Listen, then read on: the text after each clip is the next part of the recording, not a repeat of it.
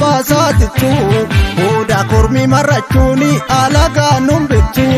dirqama taate hidhachuuni biyya basaatitti maali kormi marrachuuni hinneensiin diidatti dirqama keenya hidhachuuni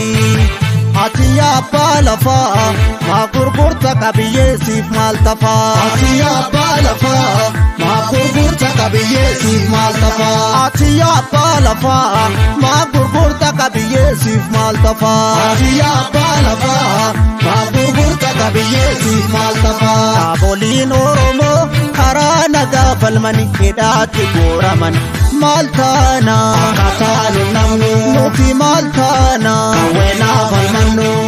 maal taana akkataanu namnu nuti maal taana weenaa falmannu.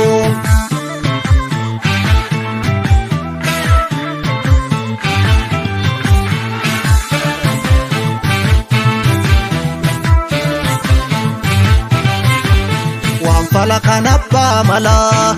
keettoon barcuma iyyaasuu butee goobanaan bakka awwaalchaa dhabee kallachi haqaanuuf kalaa bitamaan akkuma saree yoo dutee booddeen salphina kan sabni adabee